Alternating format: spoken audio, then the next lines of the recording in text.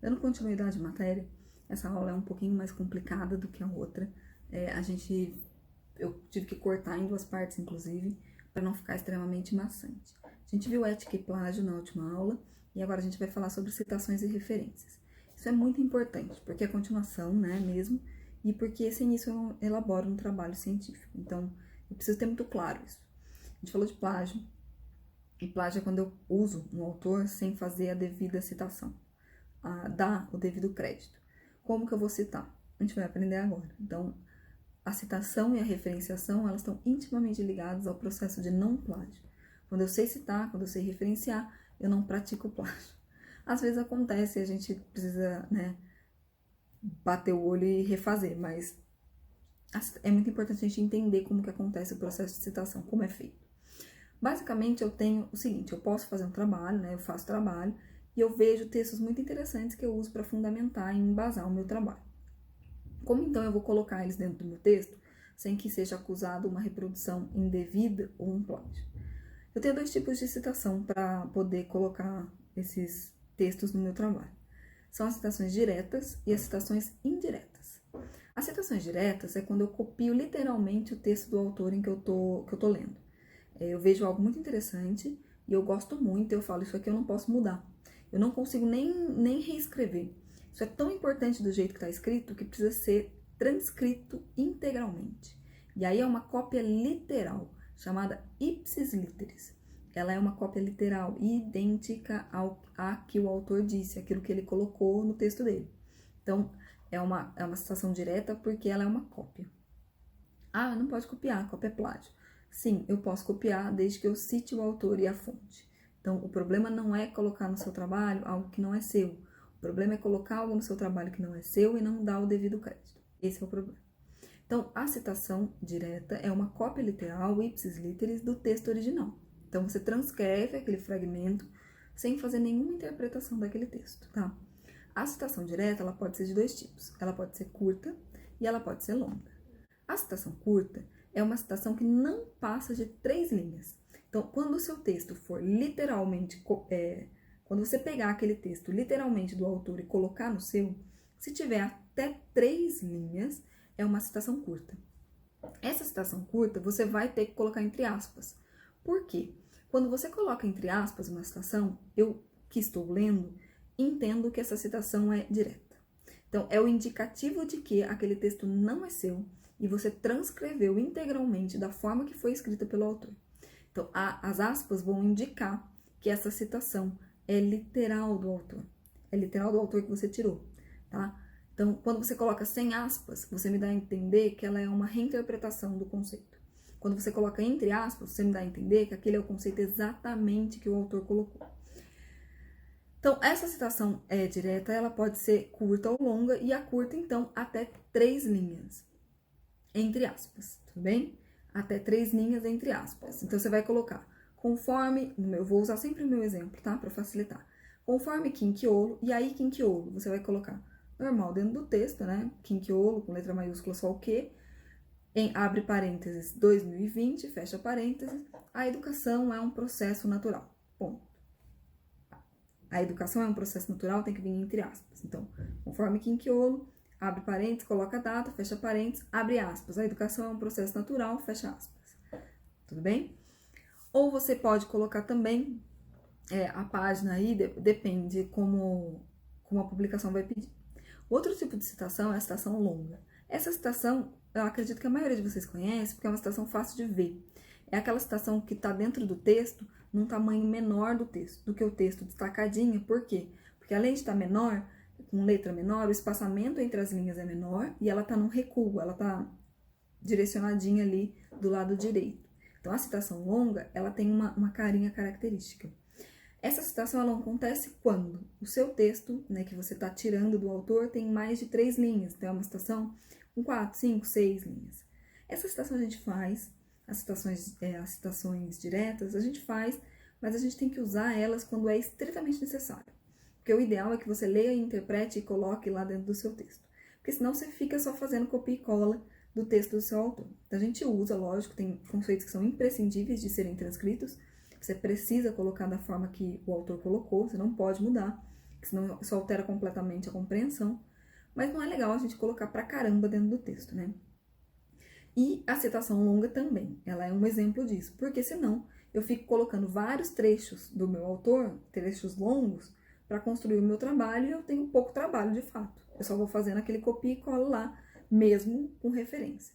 Então a citação longa é aquela citação que tem mais de 3 linhas, que ela é apresentada no texto, com uma letra menor, geralmente letra 10, porque o texto geralmente tem letra 11 ou 12, né, tamanho de fonte.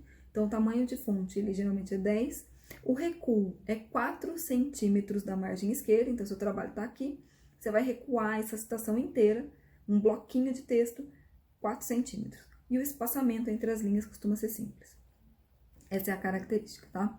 Então, a citação direta, ela é uma cópia fiel do livro, do trabalho. Ela pode ser curta, quando não passa de 3 linhas, ou ela pode ser longa, quando passa de 3 linhas. E aí ela vem bem destacadinha no seu texto. Outro tipo de citação são as citações indiretas. Por que indiretas? Porque essas citações acontecem quando eu leio um trabalho, quando eu consulto um trabalho, mas eu não copio ao pé da letra. Eu faço uma interpretação do que eu li, eu faço uma reescrita do que eu li com os conceitos que eu entendi daquilo. Então, por isso, indireta. Eu leio um texto, acho interessante, falo, nossa, vou colocar. Só que eu não vou colocar da maneira que o autor escreveu. Eu vou ler e vou colocar da maneira com que eu entendi. Muito importante nessa citação é que a gente tenha que manter o sentido que o autor deu. Não é porque eu estou fazendo uma reescrita, né, uma transcrição com as minhas palavras, que eu posso mudar o sentido do que está escrito.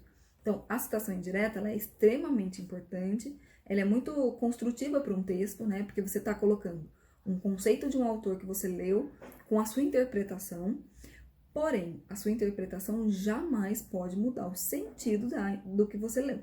Então, se o seu autor está falando A, você não pode interpretar B. Você tem que interpretar A com outras palavras, senão você muda o sentido. E aí não é mais o que você está citando. A citação indireta mais comum que a gente faz é a paráfrase, que é quando eu leio um texto, né? Eu leio um trabalho e eu sintetizo as ideias do autor, fazendo uma transcrição livre, desde que ela seja fiel ao meu autor original. Então, é exatamente isso que eu disse para vocês. Eu leio algo muito interessante, eu quero colocar no meu trabalho, eu não quero fazer uma citação direta, porque às vezes é um conceito de um parágrafo, e eu consigo transcrever isso num um pouco mais curto, mas eu não posso mudar o sentido. Então, eu não posso mudar o que ele diz, tá? E eu preciso, mesmo que seja uma reescrita, uma paráfrase, eu preciso colocar o autor e o ano da obra para que eu ache depois lá na referência, caso eu queira achar o autor original daquela ideia. Então, é importante que mesmo que seja uma paráfrase, eu faça a citação. Existe um outro tipo de citação chamada citação da citação. Tem muita gente que usa isso nos TCCs aqui, e tudo bem, a gente usa mesmo, é comum até usar, mas não posso usar em todas as citações. Porque a citação da citação indica que eu não li o trabalho original. Eu li o trabalho de alguém que leu o trabalho. Então, eu uso, porque nem sempre, às vezes, eu tenho acesso ao trabalho original, ou porque o conceito está muito bem estabelecido ali na citação, mas eu já vi TCCs com citação de citação o tempo inteiro. Então, você não leu nada, você leu trabalhos curtos de quem leu o trabalho longo. Demonstra um pouquinho de preguiça. Então, assim, não estou dizendo que toda vez que você usa citação da citação é preguiça, mas um trabalho de 20 páginas, todo assim, né, você precisa ler a obra original. Você não fica fazendo citação da citação de Paulo Freire. Lê o Paulo Freire e faz você a citação, então, sabe? Não precisa ficar fazendo isso. Como que você faz a citação da citação? Você usa uma palavrinha que nós colocamos, não tem uma diferenciação grande, que significa citado por. A palavra é apud, A-P-U-D. Então, eu coloco lá no meu texto o autor apud outro autor, que significa o autor citado por fulano. Então, apud, toda vez que você vê uma citação com apud, ela está indicando uma citação da citação. Por exemplo, eu falo que a educação é um processo natural. Quinquiolo, apud, Silva. Significa que o Silva leu o meu trabalho e me citou. Quinquiolo citado por Silva. Então, eu coloco, a educação é um processo natural, abro meu parênteses, Quinquiolo, 2020, apud, Silva, 2010. Quem eu li? O Silva. Mas ele leu quem? O Quinquiolo. E aí, eu citei o Silva que citou o Quinquiolo. Entendeu? É tipo uma fofoca aí na científica. eu citei quem citou, conversei com quem conversou. Então, é só uma maneira para vocês entenderem, mas é a citação da citação. Apude. A gente tem também a citação quando você quer omitir um trecho do que você tá colocando. Às vezes o texto é muito longo e você quer uma parte daquele texto que você não consegue tirar porque tá no meio da frase, por exemplo. Você não quer só onde o ponto fechou, né, a oração. Você quer ali depois da vírgula, então tem um pouco de texto antes. Você precisa indicar que essa citação, ela vem com uma omissão do texto antes ou depois. Como eu mostro que tem um texto que está sendo omitido? Eu abro o colchete e coloco 3 pontinhos.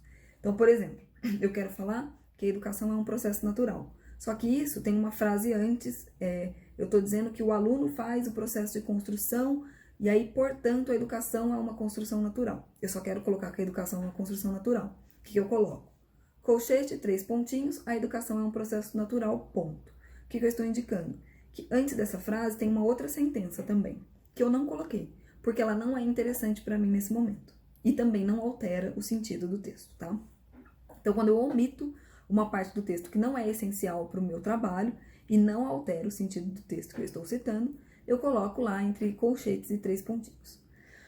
Um outro caso que é muito comum também é quando a gente pega trabalhos, e aí não tanto trabalho científico, mas ou trabalhos que foram refutados e reavaliados, que é quando tem incorreção ou incoerência. Quando tem algum erro no trabalho, seja ele de erro mesmo, ou alguma incoerência lógica, um conceito errado, ou um erro de grafia.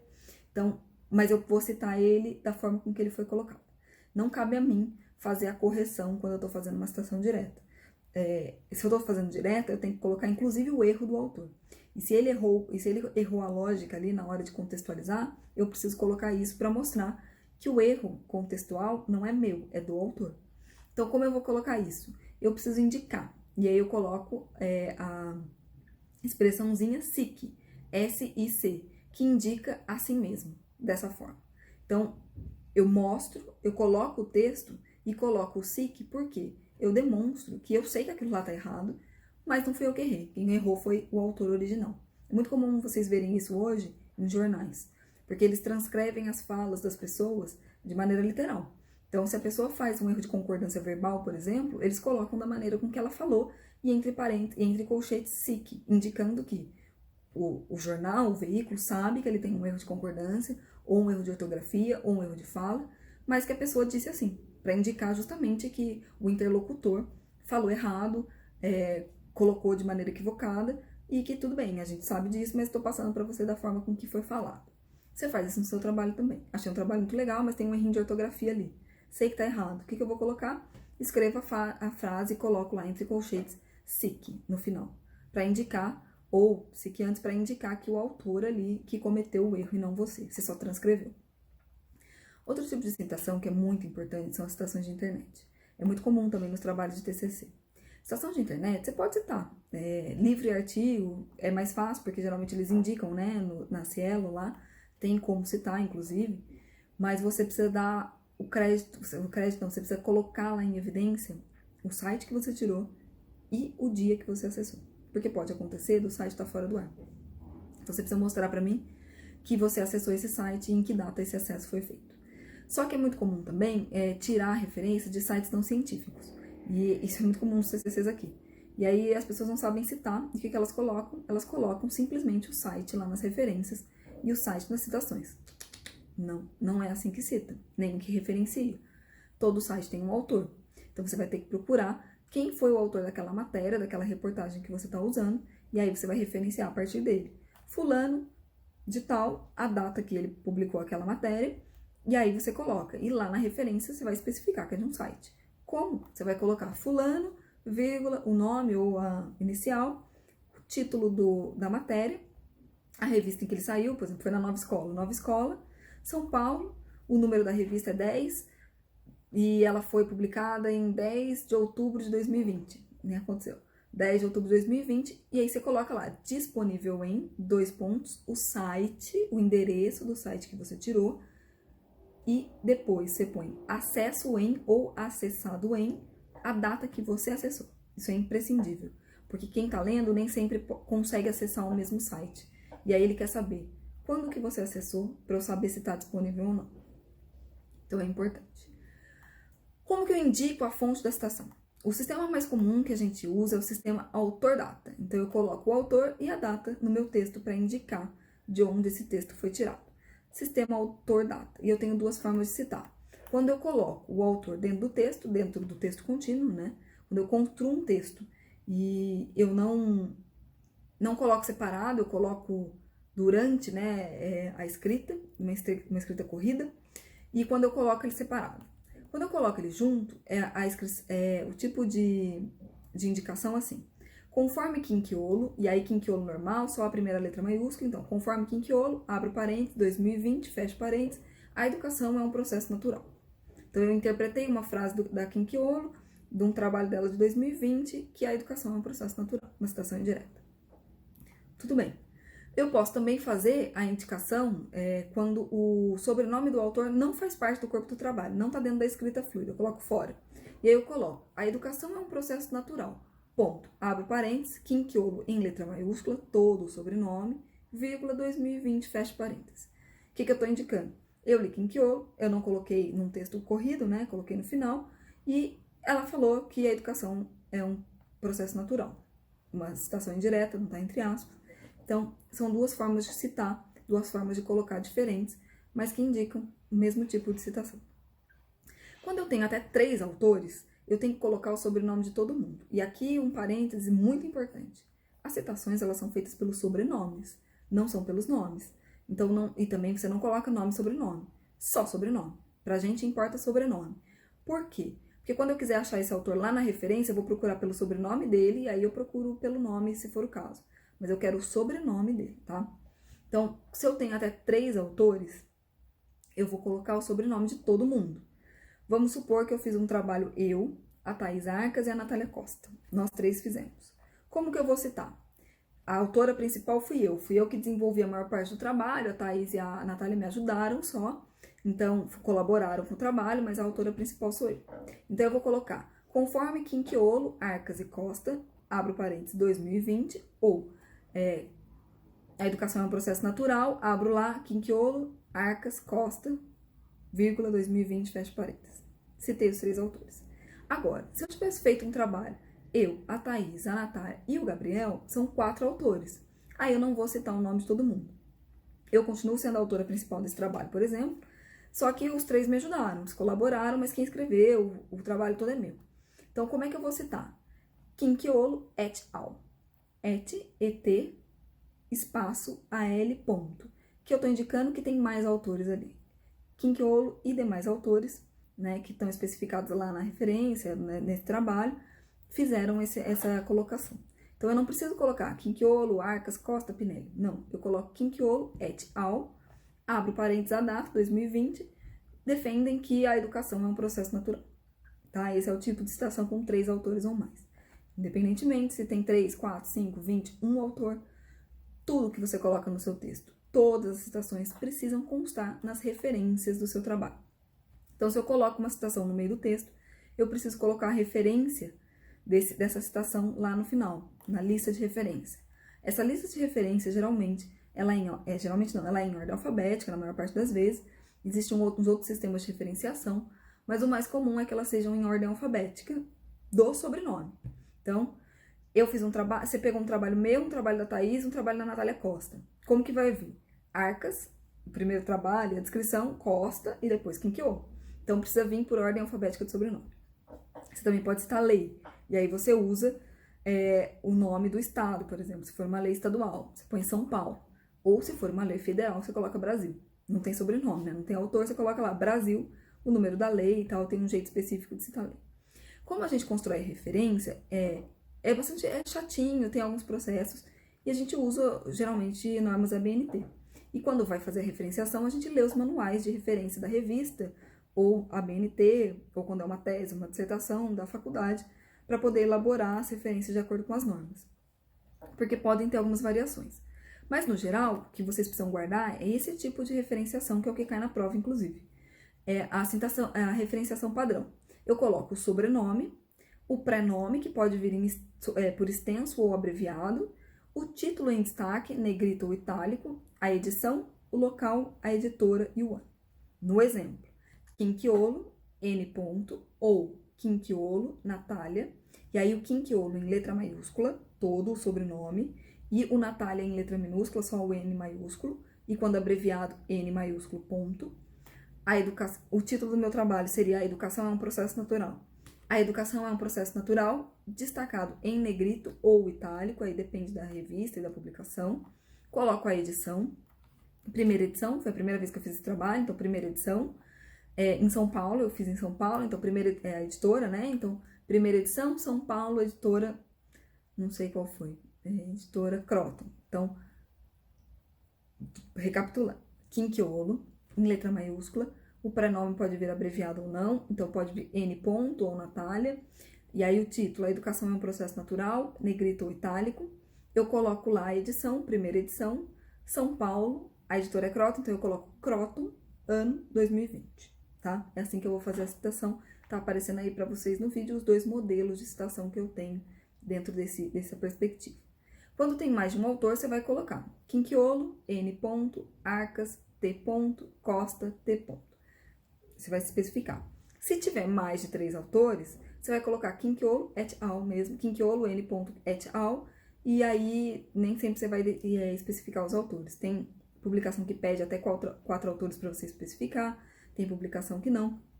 Por isso que é muito importante você ler o manualzinho e as normas da publicação em questão que você vai usar, porque pode ter pequenas variações. Algumas pedem para você colocar o volume em negrito, o volume em itálico, não sei o quê. Aí você tem que ler. Tem bastante detalhes. Não quero que vocês decorem todos os tipos, mas eu quero que vocês guardem, sim, a citação modelo, a citação básica. Sobrenome, prenome, título destacado, edição, local, editorial, tá? Que é o básico. Sempre vai estar em ordem alfabética, alinhado com a margem esquerda. Então, não é um texto justificado, tá? Diferentemente do resto do texto, do texto que você vai produzir, as referências, elas vêm alinhadas à esquerda, tá? Todas alinhadinhas ali no começo da folha. E é isso.